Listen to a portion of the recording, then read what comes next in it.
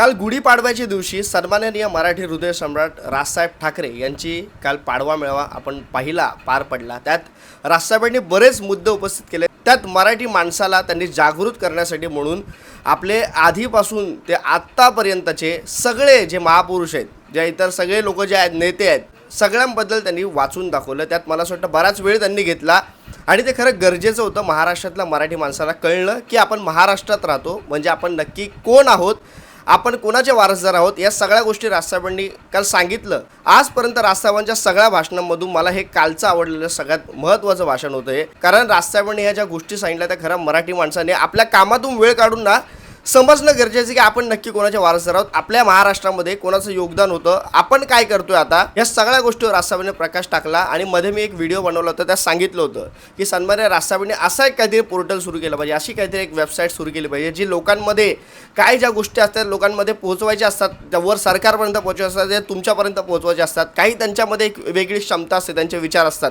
ते पोहोचले पाहिजे। मी काल रीलमधून टाकला तो व्हिडिओ। एक काहीतरी असा पोर्टल करा। राजसाहेबांना माझी विनंती, ग्राउंडच्या कार्यकर्त्यातले छोटे छोटे जे मी समजू शकतो काही प्रश्न असतात त्यांचे, पण त्या छोट्या छोट्या प्रश्नातून काही कधी कधी मोठी जे असतात ना घटना ते आपल्याला कळत असतात। काही लोक असतात ते मनावर घेत नाही, सिरियसली घेत नाही, पण ते खरंच गांभीर्याने घेण्यासारख्या गोष्टी असतात। मला असं वाटतं ह्यासाठी काहीतरी राजसाहेबांनी केलं पाहिजे, हे मी आधीच बोललो होतो आणि राजसाहेबांच्या मनात ते आली गोष्ट। बरं, आता महाराष्ट्रातल्या मराठी माणसांसाठी राजसाहेबांनी भरपूर गोष्टी सांगितल्या। मला असं वाटतं पहिल्यांदा ह्या गोष्टी महाराष्ट्र सैनिकांनी आत्मसात केल्या पाहिजे। जे राजसाहेबांना मानतात, त्यांचे विचार त्यांना असं वाटतं महाराष्ट्राला जगाला हेवा वाटतं, असं महाराष्ट्र घडावा, हे ज्यांना वाटतं ना, मला असं वाटतं त्यांनी आत्मसात ह्या गोष्टी केल्या पाहिजेत। मी जे तुम्हाला हे सांगतोय ते कदाचित तुम्हाला वाईट वाटेल, पण मला असं वाटतं एखादा पक्ष, एखादी संघटना जर का एक गोष्ट लोकांसमोर मांडत असेल तर मला असं वाटतं त्यांच्या लोकांनी आधी ते फॉलो करणं गरजेचं आहे। जसं आता उदाहरण देतो, राजसाहेबांनी सांगितलं इंस्टाग्राममधून बाहेर पडा।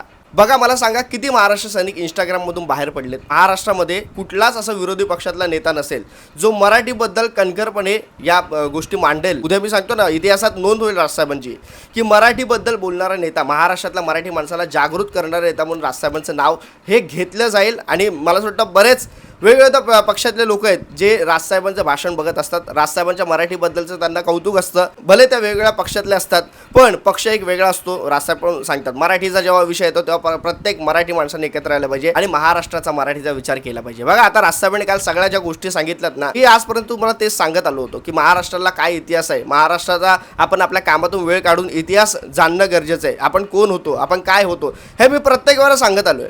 पण कसं आहे ना, महाराष्ट्र सैनिक जो असतो ना, तोच मला असं वाटतं याच्यावर गांभीर्याने लक्ष घेत नाही, तर बाकी मराठी लोक बोलतील आम्हीच का लक्ष देऊ। प्रत्येकाला आपलं घर आणि काम या दोनच गोष्टी महत्त्वाच्या असतात या सगळ्या आता धावपळीच्या काळामध्ये। पण माझे त्या मराठी माणसांना पण विनंती आहे, आपण ह्या सगळ्या गोष्टी ज्या राजसाहेबांनी काल सांगितलं भाषणात त्याच्यावर गांभीर्याने लक्ष देणं गरजेचं आहे। आपला महाराष्ट्र आधी काय होता आणि आता काय झालाय, कितपत पडलेला महाराष्ट्र हा, का कशामुळे झाला। आता यात आजी माझी सरकार ह्या सगळ्यांच्याच चूक आहेत, मी काय एकाच सरकारला बोलत नाही। यात भाजपची पण चूक आहे, यात काँग्रेसची पण चूक आहे, यात शिवसेनेची पण चूक आहे। आज 25 वर्ष महानगरपालिकेमध्ये शिवसेना होती, पण त्यांच्याकडून काय गोष्टी झाल्यात आणि काय नाही झालं, मला असं वाटतं राजसाहेबांनी पण टीका केलेल्या आहेत। आता ते एकत्र आहेत म्हणून ते बोलत नाहीत। बघा, पक्ष इतर सगळ्या गोष्टी असतात, पाठिंबा वगैरे असतात, पण ज्या फॅक्ट गोष्टी आहेत ना, मला असं वाटतं त्या मान्य केल्या पाहिजे। तर भाजपच्या चुका असतील, मनसेच्या चुका असतील, सेनेच्या चुका असतील, काँग्रेसच्या चुका असतील, सगळ्यांच्या चुका ह्या मान्य केल्या पाहिजेत। जर का 2013च्या आधी मागे 2000ला आपण जर का पाहिलं तर मला असं वाटतं 2000च्या काळामध्ये महाराष्ट्रावर साधारण 50 ते 60 हजार कोटी कर्ज होतं। ते जेव्हा 2013ला 2 लाख समथिंग त्याच्यावरच कर्ज गेलं आणि त्याच्यानंतर जी आज परिस्थिती आहे, आज 9 करोड काहीतरी समथिंग आहे, पण ते 11 कोटी लवकरच होईल, म्हणजे 2027च्या डिसेंबरपर्यंत 11 कोटी पार होईल। आता हा कर्जाचा डोंगर भाजपच्या काळामध्ये झाला, का झाला, ह्या सगळ्या गोष्टी स्पष्टीकरण त्यांनी दिलं पाहिजे। त्यांनी स्पष्टीकरण दिलंय, मेट्रोचा प्रकल्प आला, समृद्धी महामार्ग आली, इतर सगळ्या विकास कामांमध्ये पैसा खर्च आला, लाडकी बहीण याच्यामध्ये खर्च आला, पण ते खरंच लोकांना हवं होतं का, त्याची गरज होती का, हे आता विपक्ष आपण पाहतो टीका करत असतात, इतर सगळ्या गोष्टी असतात, राजकारण असतं, प्रत्येक जण सत्तेत जेव्हा असतो त्याच्यावर टीका होत असते, जो सत्तेच्या बाहेर असतो तो टीका करत असतो। पण मूळ महत्त्वाचा विषय म्हणजे मित्रांनो, मराठी माणूस हा जागा झाला पाहिजे आणि त्यासाठी जर का मराठी माणूस काय हिंदू माणूस पण बोलतो, तो जागा होण्यासाठी म्हणून जर का कुठल्या पक्षाला मेहनत घ्यावी लागत असेल तर मला असं वाटतं दुर्भाग्य आहे। मराठीसाठी जर का लढणारा पक्ष महाराष्ट्र नवनिर्माण सेना आणि हिंदुत्वासाठी लढणारा पक्ष म्हणून भाजपा जर का आपण पाहणार असू तर कुठेतरी हे दुर्भाग्य आहे की आपल्या मराठी आणि हिंदू माणसाला जागा करण्यासाठी कुठल्या तरी पक्षाला समोर यावं लागतं. खरंच दुर्भाग्याची गोष्ट आहे. मला तुम्हाला या व्हिडिओद्वारे एकच सांगायचं आहे, मला भाजपच्या लोकांना पण सांगायचं आहे, मला मनसेच्या लोकांना सगळ्यांना सांगायचं आहे. पहिल्यांदा भाजपच्या लोकांना सांगायचं आहे, तुम्ही सत्तेत आहात, तुमच्यावर टीका होणार. तुम्ही कितीही चांगलं काम केलं तरी पण तुमच्यावर टीका होणार, कारण तुम्हाला ते विकासाची कामं तुम्ही काय जे बोलतात विकासाची कामं केलेत ते विकासाची कामं लोकांपुढे मांडावीच लागणार आणि लोकांना पण त्याची गरज आहे का याच्यावर तुमच्यावर टीका होणार हे 100%. आणि दुसरी महत्त्वाची गोष्ट, सन्माननीय राजसाहेब ठाकरे आज मराठीसाठी एवढं बोलत असतात, मराठी माणसाबद्दल एवढं त्यांच्यावर प्रेम आहे, ते आपल्याला दिसतं, प्रत्येक जण तर अनुभवतो, मी स्वतः अनुभवतो. पण माझी हीच विनंती आहे, आज माझी खास महाराष्ट्र सैनिकांना विनंती आहे की तुमचा नेता जर सांगत असेल एखादी गोष्ट, ती महाराष्ट्र सैनिक जर का मराठी माणसापर्यंत पोहोचवणार असेल तर पहिल्यांदा ती आपल्याला स्वतःमध्ये भिनवावी लागेल. पहिल्यांदा महाराष्ट्र सैनिकांना त्याच्यावर काम करावं लागेल. तेव्हा जाऊन कुठेतरी आपण मराठी माणसासमोर उभं राहू आणि त्यांना सांगू की बाबा रे अशा गोष्टी आहेत आणि अशा गोष्टी आपण केल्या पाहिजेत. जसं राजसाहेबांनी सांगितलं, आपण त्यांना प्रतिमांमध्ये न पाहता प्रतिमेमध्ये पाहायला पाहिजे. हे खरंच मला राजसाहेबांचं ते खरंच कालचं भाषण खूप आवडलं.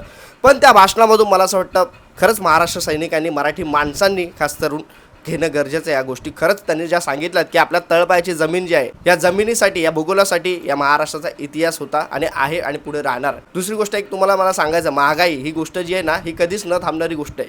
उद्या कुठलंही काँग्रेसचं सरकार आलं, उद्या सेनेचं आलं, उद्या मनसेचं आलं ना, तरी महागाई ही गोष्ट कधीच थांबणारी नाही. हे तितकंच सत्य मला असं वाटतं, ते पण आपण समजणं गरजेचं आहे. आणि महत्त्वाची गोष्ट, राजसाहेबांनी सांगितलं होतं इराणला आपण पाठिंबा द्यायला पाहिजे होता. पण इराणला आपण पाठिंबा दिला असता तर आपले तोटे काय झाले असते, फायदे काय झाले असते, त्याचाही मला असं वाटतं आपण अभ्यास केला पाहिजे. ते राजसाहेबांचं मत आहे, त्यांनी मांडलं, त्याबद्दल दुमत नाही. पण मित्रांनो, मी तुम्हाला सांगतो, इराणला जर का आपण पाठिंबा दिला असता तर काय गोष्टी घडल्या असत्या. बघा, तोटे काय झाले, ते आर्थिक नुकसान आपल्याला झालं असतं. इराकसोबतचे तेल व्यापार बंद पडले असते, त्यामुळे तेलाच्या किमती वाढल्या असत्या आणि भारताच्या अर्थव्यवस्थेवर दबाव आला असता. 100% हे सगळं झालं असं. परराष्ट्र संबंध बिघडले असं. अमेरिका आणि अरब देश, म्हणजेच आपण पाहिलं तर अमेरिका आणि इस्रायल यांच्याबरोबर आपले संबंध बिघडले असं. अमेरिकेबरोबर संबंध बिघडवणं म्हणजे आपल्याला समजलं पाहिजे, ते अमेरिका काही साधा देश नाही आहे.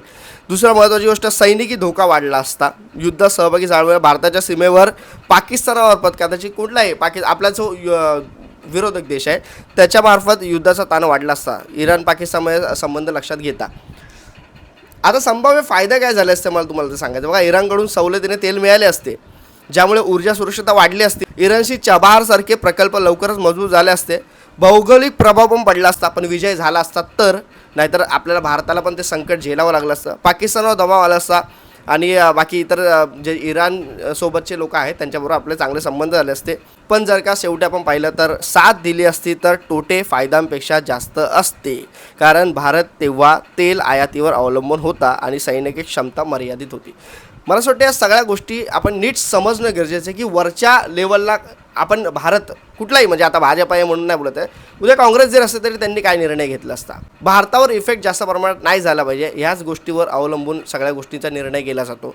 आता ते काय बोलताय एप्स्टीन फाईलमुळे झालं का काय, इतर सगळ्या गोष्टी माहीत नाही बाबा, पण त्याच्या पण काय बी फेवरमध्ये नाही. एप्स्टीन फाईलमध्ये उद्या नरेंद्र मोदींचं नाव जरी आलं तरी पण आपण त्याच्या विरोधातच असू. पण अजून आपल्याला ते संभाव्यता दिसत नाही आहे, अजून त्या गोष्टी पुढे आलेल्या नाही आहेत. जेव्हा येईल तेव्हा आपण बोलू. पण मुळात मला तुम्हाला हेच सांगायचं आजच्या व्हिडिओमध्ये की बघा, इंस्टाग्राम राजसाहेबांनी सांगितलं बंद करावं, पण आज किती लोकांनी इंस्टाग्राम बंद केलेत मला असं वाटतं. स्वतः तुम्ही स्वतःच्या मनाला विचारा. आणि महत्त्वाची गोष्ट म्हणजे आपण मराठीसाठी किती कडवट असू ना आहोत, हे मला असं वाटतं आपण स्वतः या मराठी माणसांनी, मराठी मनाला आपल्या या विचारावं. तुम्ही एक संकल्प करा ना, एक दिवस फिरत असताना फक्त मराठी, प्रत्येकाशी मराठीत बोला. जमतंय का बघा. मी तुम्हाला 100% सांगतो, कुठे ना कुठे तुम्हाला हिंदी बोलावंच लागतं. आपण जेव्हा स्वतः आपल्यापासून सुरुवात करू ना, तेव्हा त्याच बोलतात ना, पाक मनाने जा आणि प्रत्येकाला बोला. राजसाहेबांनी पण सांगितलं, एखादा व्हिडिओ काढत असतो तो पण सांगायचो, हे हिंदी में मत बोल, मराठी में बोल, मराठी बोल. आपण स्वतः त्याच्याशीच त्या बोलताना त्या व्हिडिओमध्ये पण काही लोक बोलतात हिंदीतच बोलत असतात. मला असं वाटतं हे चुकीचं आहे. आपण स्वतः पाक आहोत का, आपण मराठी प्रेमी आहोत का, याचा आपण खरं विचार केला पाहिजे. आणि आता आपण स्वतःला आपण काय मराठी समजतात, खरंच लाज बाळगली पाहिजे. माझी एकच विनंती आहे, आपण स्वतः आता या राजसाहेबांनी काल जे भाषण सांगितलं, त्यांनी एक भंडार जो शब्दांचा आपल्या समोर मांडला आहे.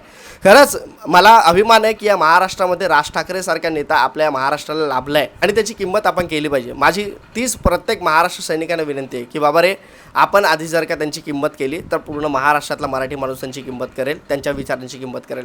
आणि ही सुरुवात मी काय फक्त महाराष्ट्र सैनिकांनाच नाही बोलत आहे, जे पक्षाचे नाही आहेत, जे काही पक्षामध्ये त्यांचा संबंध पण नसतो कुठल्या, पण ते राजसाहेबांच्या विचारांना मानत असतात, त्या सगळ्यांना मला सांगायचं आहे. मी त्यासोबत मी पण आलोच, मी पण राजसाहेबांच्या विचारांना मानतो की स्वतः आपण राजसाहेबांनी जे सांगितलं त्या गोष्टी फॉलो केल्या पाहिजेत, किंवा आपण लोकांशी मराठीत बोललं पाहिजे. तरच जेव्हा आपण पुढे जाऊन महाराष्ट्र आणि मराठी माणसासाठी बोलू आणि आपला इतिहास हा आपण स्वतः लक्षात ठेवला पाहिजे की आपल्या महाराष्ट्रासाठी, मराठीसाठी किती लोकांचं बलिदान आहे, आज आपला महाराष्ट्र खरंच कितपत पडला आहे का, ह्या सगळ्या गोष्टी. आणि महत्त्वाची गोष्ट, जर का सरकारचं चांगलं काम मराठीसाठी असेल, जर का सरकारचं चांगलं काम असेल तशी त्यांच्यावर आपण, मला असं वाटतं राजसाहेब पण बोलतात, चांगलं काम असेल तर त्याचं कौतुक झालं पाहिजे आणि वाईट काम असेल तरी टीका झाली पाहिजे. याच्यापुढे मी तेच करणार आहे. चांगलं काम असेल तर कौतुकही करणार आणि वाईट काम असेल तर त्याची निंदाही करणार. एवढंच मी सांगेल. बाकी मित्रांनो, तुम्हाला काय वाटतं राजसाहेबांच्या भाषणाबद्दल मला कमेंटमध्ये नक्की सांगा. तुर्तास थांबतो.